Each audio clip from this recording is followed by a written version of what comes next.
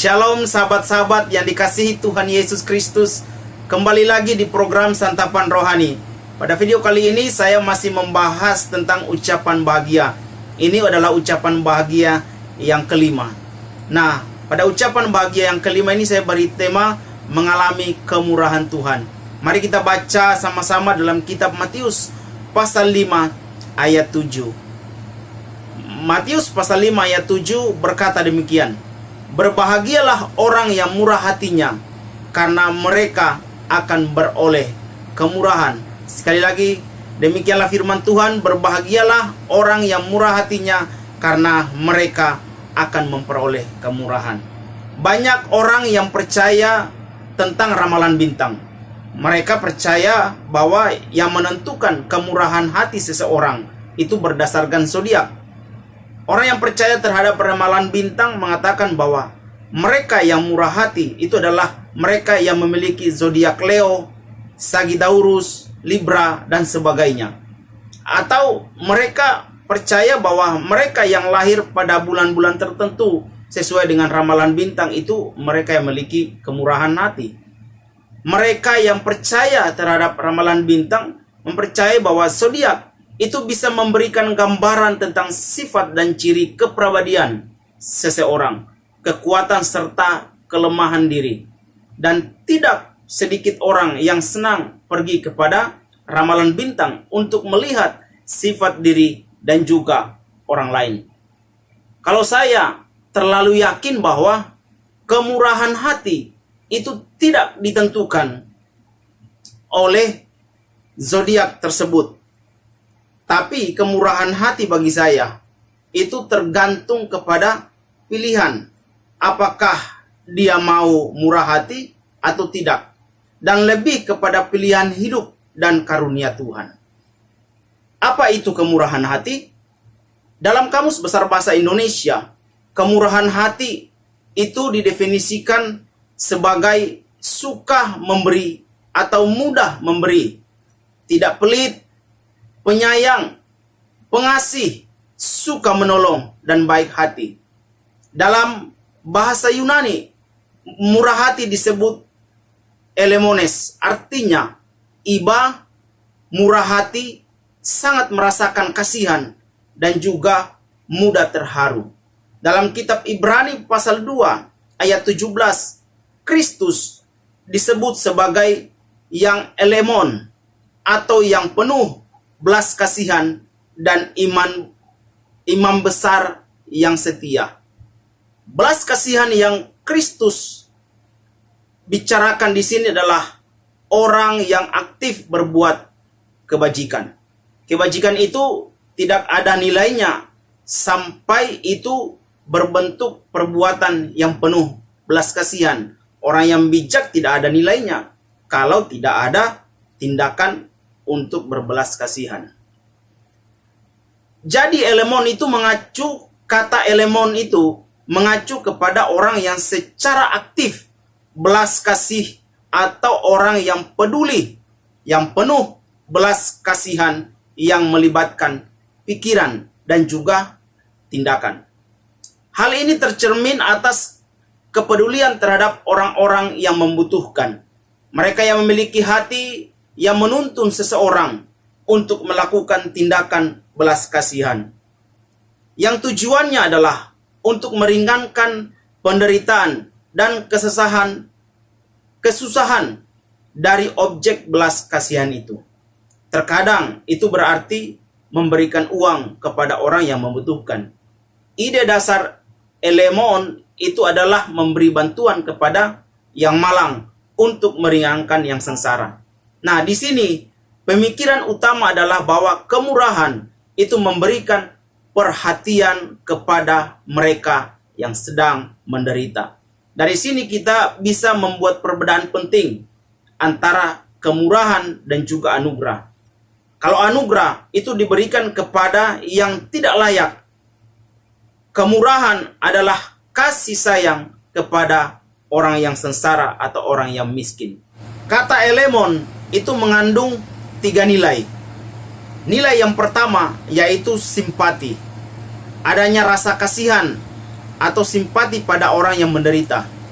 Kata simpati berasal dari bahasa Yunani atau simpatheia, yang berasal dari dua suku kata.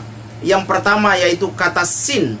Kata sin itu bersama-sama dengan, dan kata pathos yang artinya feeling atau perasaan. Jadi simpati artinya adalah merasa bersama-sama dengan orang yang menderita.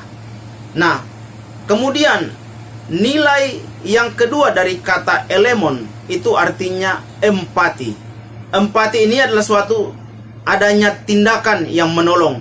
Dia bukan hanya lagi kepada rasa belas kasihan, tapi dia merujuk kepada satu tindakan. Rasa kasihan yang tidak diikuti dengan tindakan menolong itu sama sekali tidak ada gunanya. Nah, ini yang disebut dengan empati. Nah, mari kita baca dalam kitab 1 Yohanes pasal 3 ayat 18.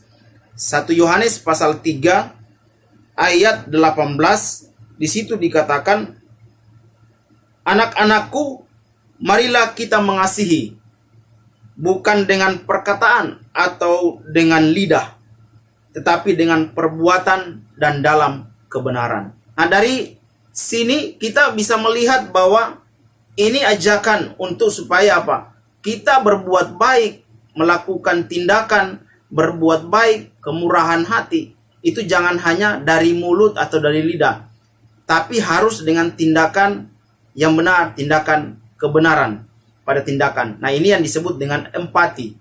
Kemudian nilai yang ketiga pada kata elemon itu adalah pengampunan.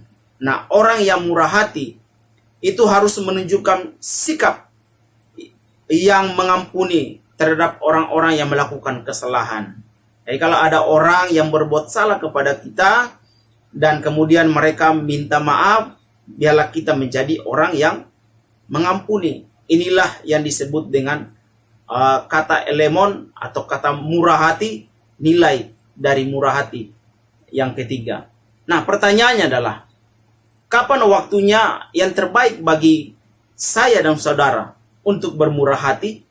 Atau apakah saat Anda memiliki banyak uang, berkelimpahan harta benda, memiliki banyak makanan, atau pada saat semua kebutuhan Anda sudah tercukupi? Mungkin beberapa dari kita berpikir bahwa akan lebih mudah bermurah hati saat hidup kita berkelimpahan. Namun, pernahkah kita berpikir untuk bermurah hati dalam segala situasi dan kondisi? Bukankah saat kehidupan kita sedang berkekurangan, kita perlu untuk melakukan tindakan bermurah hati? Dalam hal memberi, seringkali kita terjebak kepada pemikiran untung rugi. Berpikir apakah akan mendapatkan balasan yang baik atas apa yang telah diberikan atau tidak. Jikalau fokus kita hanya kepada diri sendiri, mungkin pemikiran seperti itu akan selalu ada. Namun, saat ini kita bersama-sama akan belajar dari khotbah Tuhan Yesus di bukit yang mengajak kita untuk tidak hanya berfokus pada diri kita sendiri, tetapi juga bagi sesama manusia. Tuhan Yesus mengajarkan kepada murid-muridnya untuk hidup bermurah hati. Dalam Matius 5 ayat 7 tadi mengatakan, berbahagialah orang yang murah hatinya, karena mereka akan beroleh kemurahan. Tuhan Yesus menginginkan kita sebagai para muridnya untuk bermurah hati, lebih berbelas kasihan kepada sesama yang sedang mengalami penderitaan dan juga pergumulan. Bermurah hati menunjukkan sikap diri kita yang mau hadir bagi sesama dan bersimpati dan juga empati.